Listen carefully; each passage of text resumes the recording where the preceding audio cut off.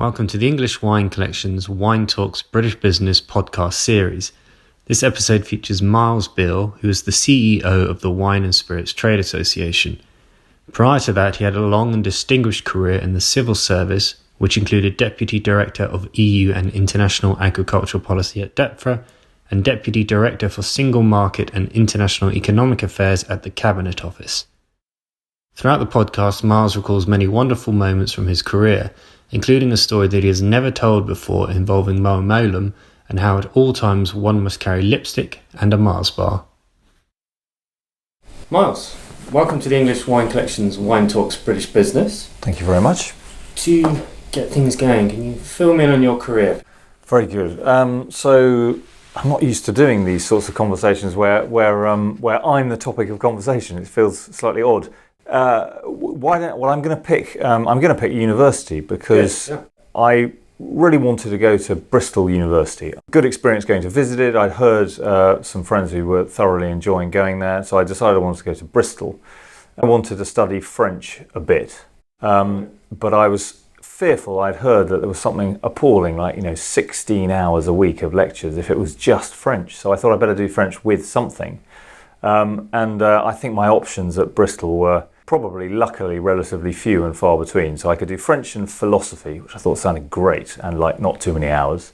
French and another language, which sounded like far too much work, or French and law, which sounded terrifying, or French and politics. And I decided French and philosophy would be right. And I was talking to my father about it, and he said, no, you should do politics, because it's a bit like history, but more up to date, so you'll probably enjoy it. And I said, okay, fine. And I probably gave it that much thought. I then went off on a gap year, which was extremely interesting. I was a sort of student teacher in New Zealand and had a month in Australia, kind of on the way back.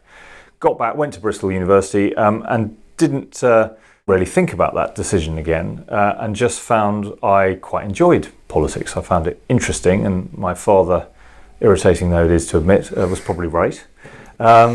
And I got to my third year. I knew I had to be in France, and I had a choice of, go and teach English as a foreign language, or go and study French in France. But because I was doing politics, I had a third option, which was to go and study politics, political science, somewhere in France, one of the Instituts d'études politiques. So I had a choice of various ones, and they all sounded quite interesting and were in quite nice places, but I plumped for the one in Bordeaux. And I went down there with a friend of the family whose name is John Harvey, who himself very much in the wine trade. And he took me down there, so I was able to take some stuff in the back of his car, and away we went. And we had some very nice stops on the way. I remember thinking I'd been regaled marvellously. He later told me that I was down as a mystery client, which explained a few things. Thoroughly enjoyable. So I turned up in Bordeaux after sort of 3 days of a wonderful trip to various places, and probably eaten and drank better than I had done for most of my life. And then I was a student again, which was quite depressing to start with, back to baked beans, etc. Yeah. But I settled down life in Bordeaux, and one of the things I promised myself I'd do as a result of that trip was a wine course while I was there, and so it was. I spent most Monday evenings doing a wine course, which I thoroughly enjoyed, purely for pleasure, I hasten to add. Anyway, back to Bristol for a fourth year. Worked reasonably hard, got my degree. Decided probably a bit too early to work, so went and did a ski season, which was great fun. Again, back in France, in the Alps, in a place called Chamonix-Mont-Blanc, which was great. I met my wife there, so it must have been a good decision. And I left a bit early because my aunt, entirely with my knowledge, I hasten to add, had got me, or helped me get a placement at the European Commission. So that was my sort of first venture into probably the start of a career rather than just a job that paid me some money. I was a bit miffed at the time because I had to leave a ski season a bit early, which I hadn't really wanted to do, but I recognised it was probably a good experience. So I went to Brussels and had a fantastic 6 months, and started doing a bit of public administration, but for the European Commission.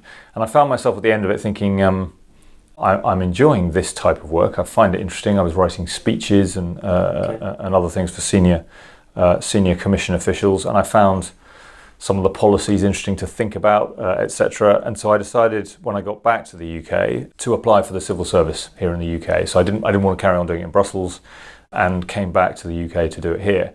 And so that's really what landed me in the civil service, and I did that for 14 years. I was lucky enough to be on the sort of graduate training programme, which is fantastic because you get to do, in your first few years, a short period of time in a number of different jobs to try and give you a rounded experience. So typically you'd end up doing a policy job, and then maybe a job that had something to do with a parliamentary bill, and then maybe, as I did, a private office. So that's the sort of Bernard from Yes Minister role, where you get to be at the beck and call of ministers left, right and centre, which is extremely interesting, I'll be honest, and quite political. So I knew I liked the sort of politics element of it at that point. Can you think of a particular moment or anything that happened whilst you were there? I can think of many. There are a number. So I was extremely lucky because I had a very boring first job in the civil service on the fast stream track civil service graduate management scheme, and I found after 9 months of sort of reviewing executive agencies, part of their every 5 years they had to have a review to check that they were fit for purpose, etc. That got a bit tedious after a while, so I went to see the head of HR and said, look, frankly, I'm bored. And only that day, a cabinet minister by the name of Mo Mowlam had said, I need some extra help in my office. Could you find me another member of staff? So I found myself drafted in to be a sort of, I think, a third private secretary of three, and certainly the most junior. Okay. So that was pretty extraordinary from that point onwards. And I had 18 months working for her. And at the 2001 general election, she left one day, and the following day, one Mr. John Prescott walks in, and I worked for him for 18 months. And they were both politicians who wore their hearts on their sleeves. Okay. So they were oddly similar to deal with in a lot of ways, but very different in others. So one, Mo Mowlam, you'd have to spend quite a lot of time with her preparing for events, particularly ones with the public or the media there, but once you were there, you could just leave her to it and she would charm anyone. The trick to handling her was really having, I always carried with me a lipstick, comb and a Mars bar. And you carried it? I carried it, yeah, because I was the private secretary, I was the bag carrier, so of course, not quite a whole bag, but those three things, and with that you could get through anything. We've had a lot of flooding recently. I remember a couple of visits to her with her to flood affected areas, and those three things kept me going. It's a bit harder when the wind is going, and poor lady didn't have so much hair, but as long as I had the comb and the lippy, we were okay. And the Mars bar was just to keep sugar, blood sugar levels high enough, which was important. John Prescott, a bit less of certainly the lipstick or the comb. That's disappointing. Yeah, sorry, can't help you with that one. But he was rather the opposite in that he was normally pretty relaxed about preparation, and he was pretty diligent about reading things. But when he got to public events, you couldn't really leave him to it. He liked you to be on hand. He wasn't comfortable stopping conversations if he'd had enough of them. Anyone who's watched television at election time recently will have noticed occasionally he did more than wear his heart on his sleeve. So you would want to make sure that sort of thing didn't flare up. You just needed to be pretty close by. But plenty of occasions. I mean, he was pretty good fun as well. Learned quite a lot with him. I think I was looking just before this interview actually at the Labour Party leadership elections, where they have the leader of the Fire Brigades Union talking about who the FBU is putting its support behind. And that reminded me of a striking firefighters, which was the reason I left John Prescott's office. There was a firefighters disputes, first time in 25 years, and they needed someone to go to a new fire disputes team, and they wanted someone who sort of understood the ministerial team there pretty well and was ready for a move. And luckily for me, that was combined with a promotion, so I went to run that, and he was extremely good at dealing with the Fire Brigades Union. They were not really reasonable demands, I didn't feel at the time, and he dealt with them very sympathetically as someone from the trade union movement would be, but he didn't fall into any of the traps to appear in front of cameras. Do you think he held a lot of respect with them then? Yes, a huge amount. And actually, the Fire Brigades Union was run by someone who was relatively young and inexperienced, but certainly had a lot of time and respect for John Prescott. So that made the conversation behind closed doors easier. And out in the public, Mr. Prescott knew exactly what he was doing. So we weren't, we would go into sort of perhaps the back of buildings rather than the front to avoid the kind of photos that the union might have liked. So he dealt with it very well. But we managed to. I'm pretty pleased actually with being part of something that led to striking firefighters. The army called in green goddesses back on the streets. I don't know if younger listeners will even remember those, but enormous 1950s style vehicles that carried a lot of water but were pretty dangerous to drive, but that's the army was meant to respond in those because they couldn't get hold of fire engines. But we managed to change some of the laws around that, and no one was hurt, much less killed. So it was reasonably successful, and modernisation of the fire service happened at the end of it. So I was quite proud of that. But that was definitely well led by John Prescott, who you could very much see his political antennae and how politically pretty astute. I wanted to go back to you saying when you were studying as an Erasmus student on the exchange in Bordeaux. Yeah. How did you find living in France? I loved it. I'd always enjoyed languages, but I'd never had a chance to live abroad. Certainly didn't have a family who weren't English, who spoke another language, so I hadn't really been immersed in it. And one of the things that always used to frustrate me is my written French was quite good, but I wasn't very good at speaking, wasn't very good at conversing. And it is true, you turn up and live somewhere, and that's the way to learn. So I thoroughly enjoyed it, and Bordeaux was a great place to go.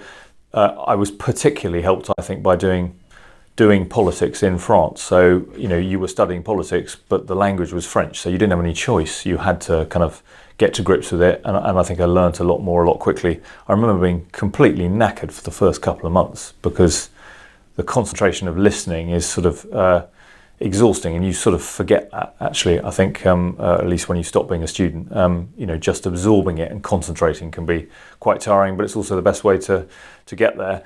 And kind of by the end of the stay, pleasure and work had merged. Going out with friends, enjoying wine around Bordeaux and eating and drinking, and generally pretending to be French in the south of France was a really good way of getting to speak good French as well as enjoying myself. So I had a fantastic time.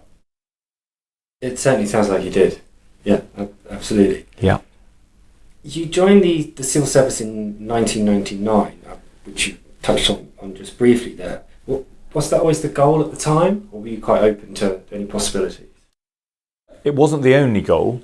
I came back from Brussels thinking I'd like to do something like that. I actually applied to a number of graduate training schemes, and I sort of had this idea, which I think was probably about right, that actually a graduate management training scheme with a big organisation was a good way to get quite a rounded experience, given I wasn't sure that I wanted to be a salesman or in PR or whatever it was in particular. But I also applied to places like Unilever, and I think Marks and Spencer and Boots were all ones that I tried because they had these graduate training schemes where you'd spend, something like a year in a different department and then move on, and it would last for 3 or 4 years. So I felt getting a rounded experience would be a good way of doing it, and the civil service happened to be probably my top choice and one of the ones that came through first. Are you able to sum up how the Cabinet Office works? Wow. No, but I can tell you why I can't, Okay. which is, the Cabinet Office is originally set up to service Cabinet committees. So, all of this sounds rather, motherhood and apple pie, teaching grandmothers to suck eggs. But, we have a system of Cabinet government, and Cabinet has the Cabinet, and underneath it, lots of Cabinet subcommittees. And the idea was these are where ministers whose own departments they work with on a daily basis come to discuss things that are sort of for a cross-government cabinet decision. That's the way we make our political decisions. So originally the Cabinet Office was there simply to service those committees, and therefore it was very independent. So you did not support any one particular minister or department. You supported an outcome. And of course, all the time that we were a member of the European Union, the same thing happened, only there was an extra leg to it, which was you were trying to come to a decision across Whitehall, which might then be the negotiating position that was handed to colleagues in Brussels for them to negotiate on. So quite often you'd have a negotiation about what the position should be, followed by, well, what if this or what if that? What's our fallback position? So that's the sort of heart of the Cabinet Office, but it also has the sort of centre of government corporate functions. So, how the civil service is managed, policies on, for example, special advisors, always a reasonably hot topic, and how they should be managed. That's all managed from the centre of government. And of course, number 10 is attached to the Cabinet Office. My sort of, 20 years of kind of being in or watching the Cabinet Office, I sort of see it slightly like a beating heart. It grows and shrinks slightly depending on the mood of certainly the incumbent at number 10, but also direction of travel politically. So you quite often get things built onto the Cabinet Office, and then you get a general election, often they'd be shifted out again. So things I worked on, like a social exclusion unit, or an anti-drugs coordination unit, or a rough sleepers unit, would often be sort of tried out in the Cabinet Office first, or almost like a lab test, and then they'd be embedded in a government department if they worked to continue the work. And so it was a place to try things out. Do you mean the theory of it was tried out, or would they actually implement it somewhere? No, they'd normally have, certainly in the era of Tony Blair, when Mo Molan was there, genetically modified organisms or crops. She was asked to oversee a series of farm-scale evaluations. So farms planted up with GMOs, and you'd then have scientists involved, and you'd have staff from lots of different departments, and they'd work on that particular project. And the end of that project was meant to give us a view on whether genetically modified crops and plants were suitable and were going to be recommended for introduction in the UK or not. Actually, it was a bit more messy than that with that particular example, but the idea is quite sound, I think. And you have a minister at the Cabinet Office whose responsibility is to deliver that trial and probably a recommendation on what to do at the end of it, because it's not obviously owned by any one particular department. So it's similar to the Cabinet Committees. You need to find an area that's sort of more neutral space where a bit of compromise can happen. Sure. And then the machinery of government stuff often grows. If you're looking at reforming civil service pensions, well, you're very likely to need a team that's in the heart of government. Treasury is the only other department that really does that sort of thing, but only from a financial perspective. How much do you think the EU's dominated your career? Because you've had lots of involvement in all these different parts, shall we say. Is it a big impact on you? Yes, certainly a big impact. One of the absolute joys of a civil service career is variety. So I was motivated to apply by some time at the European Commission. My first job had absolutely nothing to do with European policy at all. Working for Mo Molan and then John Prescott, also relatively little European policy involvement. Then I went to work on striking firefighters, nothing to do with the EU at all. Sure. But from that I went to a job which was absolutely related to the UK's last, as it turns out, presidency of the European Union. So we were trying to do something around urban development. Mm-hmm. That was something we took through it. All 27 governments at the time signed up to a particular way of developing their cities. And we even had the creation of a new investment facility at the European Investment Bank to help support cities that were trying to grow or modernise. Often it was a case of taking run-down areas of cities and reinvigorate them, rebuild them. You can often see an architectural form and is more obvious in places like London than perhaps some regional cities around the EU. So that was very much European policy again. And then I went from there to rural policy, which was very focused on what was going to deliver in the UK, but it required me trying to help government ministers renegotiate the common agricultural policy, which at the time was fully 40% of the EU budget spent on rural affairs. So that was quintessentially kind of a European bit of work.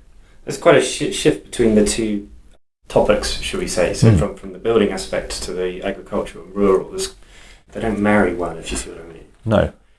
But again, that's rather the joy. I think if you're interested in a career in the civil service, and I always remember there were a couple of sort of industry leaders, one in particular at Waitrose, who I think started his time at the civil service. As I said, it's a wonderfully sort of rounded start to a career because you get to try so many different things, and actually what you're learning is ways of thinking, disciplines, how to get decisions, how to negotiate, all of these things if you're lucky. And actually the disciplines are pretty similar. You might have a much more complicated audience for one than the other, but mainly the lessons you learn are good for all of those eventualities. A lot of skills that, as you say, you can translate them across various different topics. Transferable skills is not. I always remember being told about that, but I never really got it. Looking back there, you're like, oh, that's what that was. Yeah, well, actually, the time I found myself thinking about it most was when I came to the WSTA, because I started an interview process where I thought, well, I'm interested in wines and spirits. I had a very enjoyable youth, or some of it in Bordeaux. Yeah. But I kind of wonder what they want with me. I mean, what is it that I know that they can't already do themselves? Well, I'm certainly not going to teach them anything about wine that they don't know. And it was actually really part of the interview process that helped me understand that the way government works, not obvious to probably most people. Certainly not obvious if you're looking at it exclusively from the outside and only every now and then in relation to a couple of issues you're trying to resolve or achieve. And more importantly, when things don't work the way they should do, how do you then approach things? And that's probably where I've been of most use, I think. Can you think of a particular example?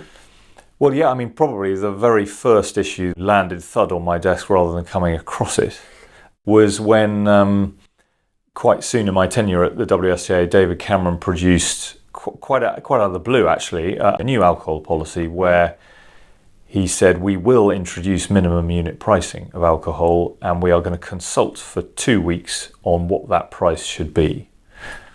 And I remember thinking to myself, this is done and dusted unless we can extend the consultation period of 2 weeks. It's the only thing that's worth thinking about for the next few days. Sure. And sure enough, you're not meant to consult for only 2 weeks. It should be a minimum of 2 months. And that's what we argued. And so it was extended to 2 months, which gave us time for a campaign not to introduce minimum unit pricing.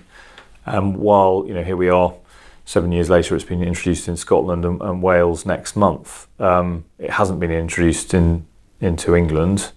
And all of the things that we said the whole way through are more or less true, which, I didn't think it would be a good policy because I didn't think it would work. I didn't think it would be fair, so hit poorer people hardest, and I didn't think it would be legal. Well, I'm definitely wrong about that because it was found to be legal and introduced. In the end, I think it's got wrapped up in a wider debate around how do we want people behaving with and around alcohol, and what role does the industry have in changing a culture. Having spent some time in Bordeaux and then as a student back in Bristol and afterwards in London, the relationship between alcohol between French people and British people is very different. But I think it has changed in the UK a lot.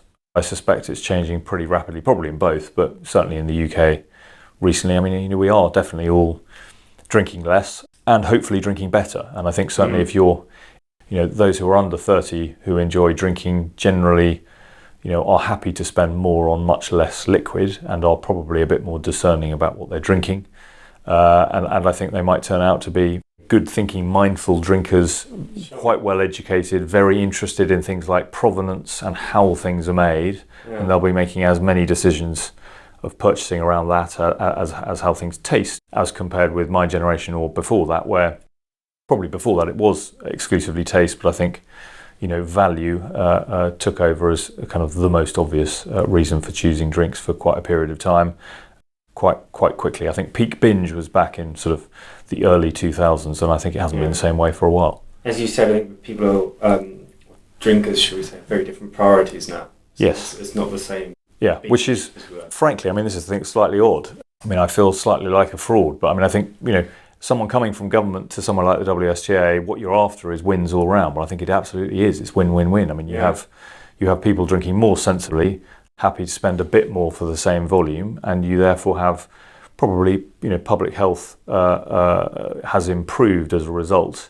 I think the bit that has always made things look worse or better than they truly are is the tendency to binge, where I think, that is slightly in the British psyche, but much less than it was.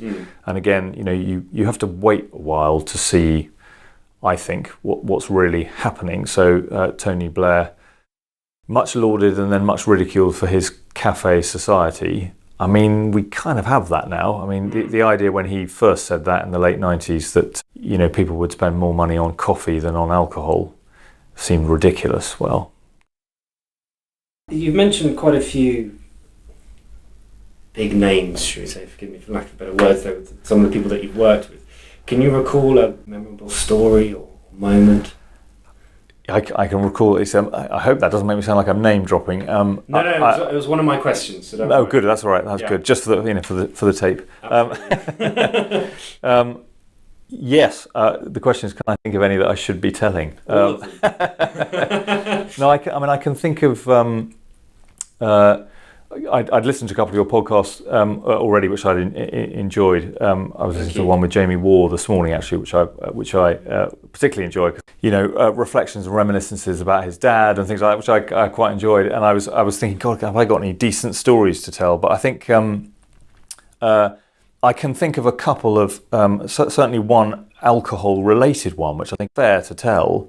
When I worked for Mo Molam, I think it was about 1999, she was in charge of one of these units in the Cabinet Office that was temporarily there, which was the Anti-Drugs Coordination Unit. And she was particularly interested in rehabilitation and the sort of practicalities of recovering from drug addiction. And I always used to kind of marvel when I did visits with her about how, as I said, you'd have to get her prepared for these events, but you took her to a drug rehabilitation centre, she'd just be unbelievably good with people there who, recovering drug addicts or alcoholics or whatever it was, just extremely human, all very natural. You can't really put that on, I don't think. Anyway, she then became quite interested in doing more of this stuff, so she did more and more and more. And then we had a rather strange approach from the government of Iran, who'd said they wanted to have a conference where they were talking about how to deal with drug addicted members of the population and how to get them back on the straight and narrow, off the drugs, etc., etc. And I think at the time, and I may have got the figures wrong, but there was something like 3 million drug addicts in Iran, but none of them were officially allowed to be drug addicts, because if you had a drug addiction problem, you were cast out of society and you weren't, and your family would be tarred with the same brush. So, often they would not be anywhere near their families at that point, etc. So, anyway, Mo Molam said yes and got to, we got permission from Tony Blair, and we got a group of drug specialists to come out to Tehran. Oh wow! And I was lucky enough to be part of it. I went with her. So she was the first cabinet minister to travel to Iran since the Islamic Revolution in 1979. So that definitely goes down on one of my one of my claims to fame, to be kind of carrying bags at an event like that. Interestingly, Jack Straw, who was Foreign Secretary, went out about 2 weeks after she did. I think he was rather miffed he didn't get there first. But anyway, we went out. We had this 3-day event, and it was fascinating. We stayed with the ambassador, and the little stories at the end of that. Mo Molam turned to the ambassador, the British ambassador in Tehran, and said to him, "Well, look, obviously, no one's had a drink or indeed anything, of course, for the last few days. But is there any way you can offer the troops a drink because they work pretty hard?" And he said, "No, of course, we were planning to anyway, Minister. No, come down to my end of the compound, because it was all on a compound, and a few drinks were going anywhere." As she often did, halfway through, she decided to to go behind the bar. So she was then doling out the ambassadors. Gin and wine and everything else, and she's generous, is all I'm saying. She's a very generous host. A good splash. Yeah. It was, and not her products. I think the ambassador at one point took a look at this and decided he needed to work the following day, so he was going to bed, and he left one of his civil servants in charge, who's someone I still know and like very much. Were they in charge? Well, they were in charge of making sure we had an enjoyable evening, and it was all inside the compound, so it's on British turf. You don't have to worry about that. But all of us were either leaving or moving on to something else the following day. Anyway, off we went down to the other end of the embassy compound, and carried on having a bit of a party. Mo Molam left and said to me, no, I said, well, I'll come back with you, Minister. Don't worry, she said, stay and enjoy yourself. You've deserved it. I thought, well, that's very nice. Yeah. Anyway, I had a couple more drinks, went back to my room. We were flying out quite early. I went into my room and I found my cupboards open and coat hangers sort of swinging on the hook, and my bag in a bit of a mess, right, with clothes sticking out of it on my bed, and there was a note next to it, and pretty junior, I thought this might be the end of my civil service career, but I picked up the note and it just said, I think I've still got the note actually, but it said, Dear Miles, imagining you're going to be a bit the worse for wear, I decided to pack for you. See you in the morning, love, Mo. So she had come home, stuffed all my stuff into my bag and chucked it onto the bed because we were leaving at sort of 5 a.m. or something. Anyway, I had to repack it, but I was otherwise very grateful. Quite nice and quite human. So I don't know what to say about that. There you go. It's a politician with a with a heart, with a heart, and she was genuinely good fun to be with. So there you go. There's a story I don't think I've told in public before. Oh well, thank you for sharing. That was great. Do you know what sort of wines they serve at number 10 for the functions? Because you're mentioning when you're out at visits. Do you know much about what happens in town? So it depends which department it is. So for number 10, I mean, funnily enough, one of the things that we argued with them for a while when it was David Cameron at number 10 was to serve more English wine, which he then did. So they did supplement what they were already selling with a couple of new English wine brands, which was great. Remind me of the date. So this was back in probably 2014, 15. Yeah. So I think it was in 2015 or 16, Liz Truss was at DEFRA and David Cameron was still Prime Minister, and we had what we referred to as a drinks cabinet. So we got round the table at number 10 with them, and we were talking about all sorts of things to support the British drinks industry, and it was part of that where I know number 10 started serving a bit more English wine, so that was great. We have sponsored the Foreign Office's ambassadors get together every year with gin and English wine very specifically once a year, and what we always say then is to all of the ambassadors and high commissioners who are present, we would like you to serve these products in your embassies and high commissions abroad. So it's a sort of Serve British campaign that's been going for a while. Yeah. Boris Johnson supported it when he was there, so that's another sort of angle for us. Then number 10 is quite interesting because they also have access to certainly when they do things jointly with the palace or somewhere at a royal venue, and they have their own catering department. We know some of them quite well, and they also help the Foreign Office. So there's a few ways into what the government estate is buying and serving. Not enough of it is probably British, but then certainly on the wine side, it would be hard to do that, and they buy quite well from all over the world, as you would expect, and as they should continue to do. It sounds like a very good range is on offer there. Yeah. When there's a change in government, which you mentioned it briefly with some of the people that you've worked with, how much does that affect the civil service? Is it civil service? Is it just a question of carry on, or is there quite a big shift up? Yeah. It really depends what happens. So in my time, I was only ever involved in one change of government where there was a change of party. And that, of course, was when David Cameron became Prime Minister, but with a coalition between the Conservatives and the Liberal Democrats. That took considerably longer than it usually does. Normally what happens is parties produce their manifestos, and the civil service will produce, through a sort of few rounds where it's honed, incoming briefings for all ministers based on what's in their party manifestos. Now, if it's the same party coming back into government, it's a lot thicker, the briefing, because you're talking about continuing with a number of policies and then some new ones that they've added. It's pretty thick. If it's opposition, you've probably got a pretty good idea where they are, both from their manifesto and the way in which they have opposed in opposition. Third party, well, it's a lot less clear. And of course, if you've got a coalition, then there's a negotiation that goes on between those two parties and you get a bit more time. Yeah. But generally what happens is, and I think this is grossly simplifying, but to make the point, quite often when you're in government, you're choosing what areas to work on. the solutions aren't necessarily different. If you choose to have a very different approach to taxation, then yes, quite a lot is going to change. But if you're broadly, for example, thinking that you want foreign policy to be similar, or transport policy to be similar, or defence policy to be similar, then actually there's quite a lot of continuity. So civil servants are generally doing the same things, and they know roughly what they're working on. It's just that priorities might have changed. So you might find priority of delivering projects that was number 3 on the list to suddenly become number 1 or something similar. And the only other thing is resources. You would tend to find some governments want to invest more in the armed services, transport. Others want to increase, levels of taxation will go up precisely to fund, perhaps, more activity by the Department of Work and Pensions on unemployment or rough sleeping. So you normally have a good idea what's likely to be different, whereas elsewhere there's quite a lot of continuity. It's just prioritisation is changing. Yeah, okay, that makes sense. Simplification, but broadly true. So how is the WSTA getting involved in what is now post-Brexit? We've got this future ahead of us. What's happening within the department?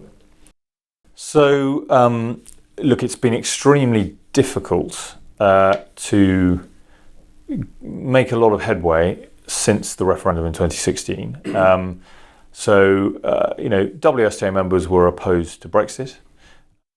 There was then a referendum, and the referendum was in favour of Brexit. And while all sorts of things might have happened in the last 3 years, it's now abundantly clear from the last general election that Brexit has happened. It has. And by the end of this year, we will be, I think, one way or the other, no longer, trading in any way as if we were inside the EU. Therefore, at the beginning of this year, things have rather fundamentally changed for us. We have to start thinking, in fact, we stopped talking about Brexit really in the office. We're talking about trading. And the question is, how do we trade in future? Yeah. And, it's quite hard. Brexit's become so emotive, it's quite hard to say much without people accusing you of being a Remainer or a Brexiteer. Luckily, I don't really think we have the choice. What we're trying to do is help our industry be as successful as possible. Yeah. A lot of that comes down to trading, not all, of course, because we want to be socially and environmentally responsible, and many other things besides. But, a commercial success is required for you to have members. If they're not commercially successful, then you don't have members, and the organisation suffers, and other businesses disappear. So we're now concentrated very much on what will trading look like in the future. Oddly, the UK is the biggest exporter of spirits in the world and the second biggest importer of wine in the world, after Germany by volume, after US by value. People are bored of hearing me say that, I'm sure, but it's important because it says how big the industry is, and it's also important because it says how international it is and how central to that international trade the UK is. And there is no doubt that our trading relationship with the EU is going to be different, and it is likely to be a bit more bureaucratic at the least, and a bit more expensive at the least. Yeah. Could be quite a lot more of both of those things, but our angle is certainly to be talking to government about what can make it sort of as relatively close to trading as now. So supply and demand is still where it is, in the same places on both sides of the channel. The question is, how can you have that trade continue given that we've left the EU and the rules have fundamentally changed for us? But the truth is, they're still our closest trading partner. We buy a lot of wine from Europe, about half of it, and we sell a lot of spirits to Europe. So no one really wants that change. So I'm trying to move us from this place where it's kind of UK versus the rest of Europe or the rest of the EU to industry versus government. And I don't think it really needs to be versus, but my point is anyone involved in the industry should want trading arrangements between the UK and the EU that are pretty similar to now. We probably all have to accept they're going to be different, but they ought to be fundamentally positive and not too different from now. Internationally, there is definitely an opportunity to do things differently. So, there are tariffs on imported wine. There aren't many tariffs on spirits in any direction, except for the US, who've obviously put tariffs on wines and spirits, but that's all in relation to Airbus, and I suspect that will get swept up in wider trade discussions. Okay. But the UK has long been the centre of the wine trading world, and what we quite like to think about is how the rest of the world and the UK can trade better in our products. And it definitely can. We're no longer inside the EU, so this idea of diverging standards, while people think that is a loaded term, the truth is it's just a fact now. Yeah. I think we ought to be trying to move to a position where we say we're fundamentally interested in making sure that products on the UK market are safe for consumers. If, for example, our Australian or New Zealand or American or Argentinian or Chilean friends can, test their wines and be perfectly happy that they're safe to consumers and we know how they're made and they aren't transgressing any international rules, then there should be no barrier to them coming onto the UK market. Now, that won't change things very dramatically, if at all, but do we then have to test them again? Just because we've left the European Union, we're now free to decide whether we think we want to double test things that have already been tested in Australia or Chile or wherever. Yeah. I don't think we do. So what I want is to persuade the government to move to a place where you have mutual acceptance of winemaking standards and practices, and actually that could be delivered reasonably simply through, we think, something called the World Wine Trade Group. That's where you'd have the discussion and get the agreements. And suddenly trade would be simpler, actually, with those countries. Now that may or may not make up for things getting more complicated in terms of trade with the EU, but it's got to be a more positive side of the ledger. Now we're looking at all of these things in the round, so actually there are opportunities we should think about, and we should be able to improve things relative to how they are now in some cases. So that's what we're focused on, is doing the best we can for industry. England has, as you're mentioning, is quite a big drinks industry. We've got gin, we've got English wine, and we do export a certain amount of our own alcohol.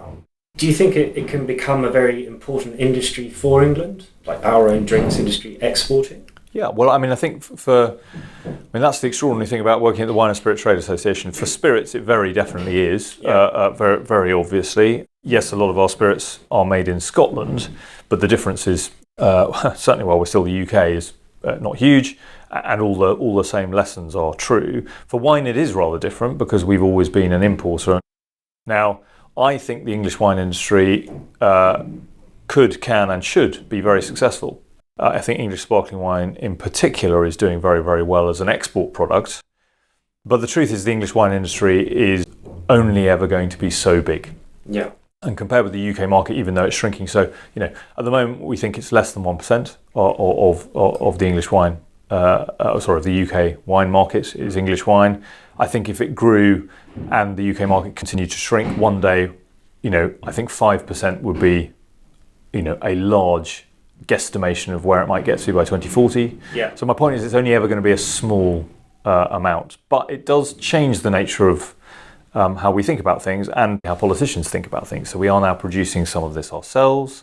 Actually, we've got to compete on an international market, and English wine certainly does. Particularly on quality first. Quite. And particularly English sparkling wine. If you think about, English sparkling wine is likely to be successful if it does well where champagne does well. Not necessarily Prosecco, but very definitely more like champagne. So that is, places like Hong Kong and New York and Singapore, and plenty of, I often think of it in terms of cities rather than countries. One of the world's global cities, they've probably got a tranche of the population that's very wealthy, that's interested in very high quality drinks, food and everything else. And exploring those as well, experimenting with them. Exactly, yeah, absolutely. And so that's really the thing we ought to be aiming at. Yeah. And ironically, I think that fits rather well with the kind of role in an international wine market that the UK should be looking for. Partly because we already have it, or something similar to it. We re-export. Ministers are always astounded that food and drink is now the UK's biggest sort of production industry, and wine is now the fifth biggest export.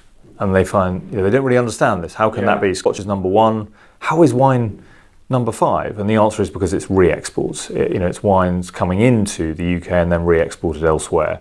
Because we're good traders and because we know wine, looking at the rest of the world's wine, if you're in France, you have an embarrassment of riches, you probably don't need to be so interested. But that's why we're at the centre of the wine trading world. And actually the English wine development And if you can explain to ministers what we're trying to do for English wine, I think that fits rather well with kind of the things that we're best at. And it helps me explain to them why the wine industry and the UK are, a long-term fit, why we want to be the centre of the international wine trading world, for as long as possible. And I think we have there's some things we can do the other side of Brexit that allow us to continue to be there.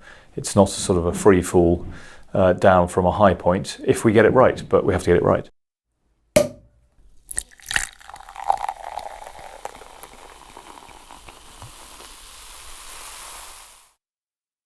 What about with yourself, Miles? What sort of wines do you like drinking at home? Oh, well, see, I mean, one of the huge ironies about doing this job and certainly recording this sort of podcast is that, I must be the least experienced and the least valuable person to talk to about wine of anyone you've done a podcast with. What about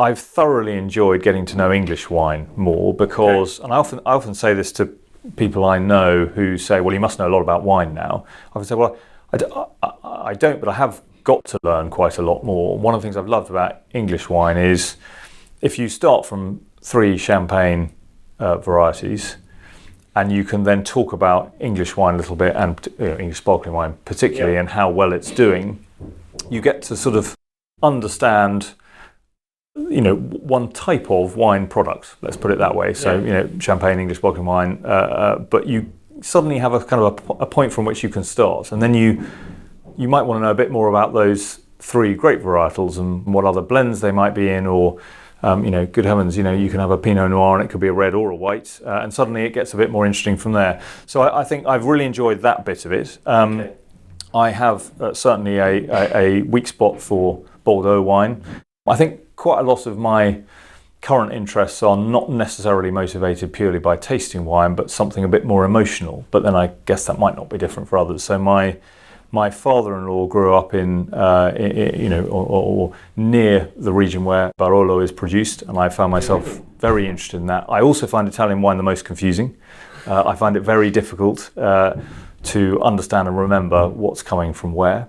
And I have a sister-in-law in New Zealand, and I spent some time in New Zealand when I was younger. So I also have enjoyed quite a lot of wine from there. Obviously, quite a lot of Sauvignon Blanc and Pinot Noir, but a little bit in Australia as well, where again I'm sort of fascinated by some of the places I visited and why those wines taste different to other places in the same country, which of course is ludicrous because it's, in the case of Australia, so big, why wouldn't they be different? And South Africa again. I mean, South Africa I find rich in sort of history, and again I have family who are South African, so I have a bit of an appreciation for the modern sort of view of South Africa, and then you think all the way back to when certainly people started farming grape in the Cape region all those years ago, and I find some of that's like a sort of a very interesting time capsule. Small parcels of land, some grape varieties have been growing there for years and years and years, but you also have an enormous tourist operation down there as well. So I find that kind of blend of old and modern really interesting, whereas Bordeaux again quite traditional, New Zealand quite modern. So I'm often as interested in sort of learning about how a wine has been made, where, and what's motivated people to make it that way. Yeah, and why does it taste like that? Yeah, quite. And we're not talking about it particularly today, but gin. I mean, one of the things I found really interesting working with so many new British gin producers is, what's your thing going to be? I mean, they're all after a kind of a USP, and there really has to be something. And people come up with the most, extraordinary ones. I mean, old golf clubs included in recipes. Some of these I know are as much about the image as they are about the taste. But I found just some of it completely fascinating, and all of it is appealing to, the consumer in one way, shape, or form. So anyway, I've thoroughly enjoyed getting to know. I think, particularly with wine, of course, I find the more I know, the more I realise I don't know. So I'm thoroughly enjoying being educated, and every time I taste something, there's someone who knows more about it than I do, so I can always ask a question, which is great. what's coming next for you, Miles? What does the future hold? Great question. I mean, frankly, I have no idea. I mean, I am, when I joined the WSTA, I was starting a bit of a new chapter in my career, having left the civil service, which is the only place I'd certainly had a few other jobs, but not another career before. And I sort of felt this was a first foray into something different. A trade association is sort of somewhere between government and the private sector, or a commercial enterprise. And I imagined I'd be doing it temporarily. Yeah. That temporarily has lasted quite a long time. I mean, much longer than I expected. Yeah. But I am absolutely not bored. I mean, I'm thoroughly enjoying it. I mean, probably I've been lucky, if that's the right word, in that if there's nothing else that's good about Brexit, I can certainly say that it's made my experience, my previous career, more valuable to the job I'm doing, and hopefully therefore to my members. And I've thoroughly enjoyed trying to get to grips with it.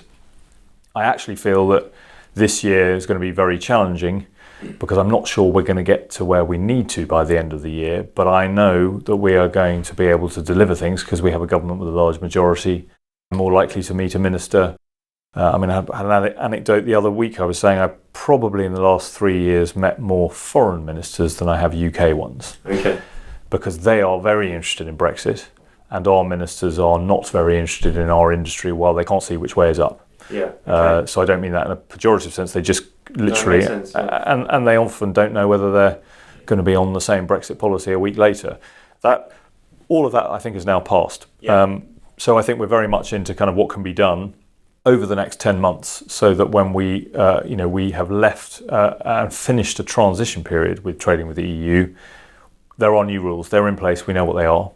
And we've got a very small window to influence that. And of course, every other industry is trying to do the same. So I think this year will be really hard work, but quite rewarding. Yeah. And I think there'll be quite a lot to do again next year along the same lines.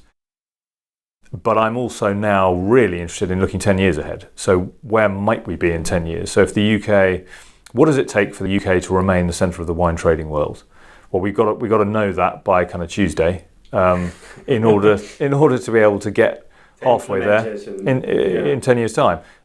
And that I do find, that's a proper challenge. Yes. And unquestionably, we won't get everything right. But, that's extremely interesting. So I'm enjoying being able to think about that, but also being challenged to work quite hard for kind of the end of this year. So I don't know what's next. I suspect I'll be doing a lot more travelling this year, for one, and I don't mind that because it's been quite UK-centric for the last 3 or 4 years. Sure. But I suspect there'll be a lot of discussion with WSTA opposite numbers in wine-producing nations in particular, and that includes Brussels. Where we've got pretty good relations anyway, but there'll be lots more of it because we're all trying to oil the wheels of a new trading environment. Exactly. And that's the challenge for particularly the next 5 years, I think.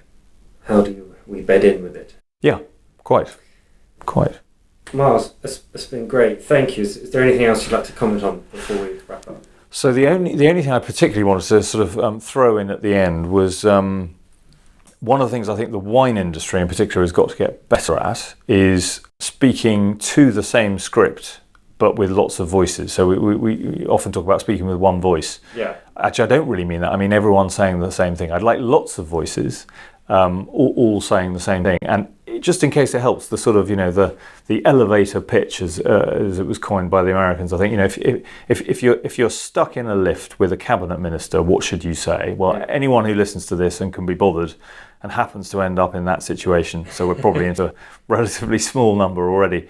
My pitch at the moment is, please make the UK market more attractive.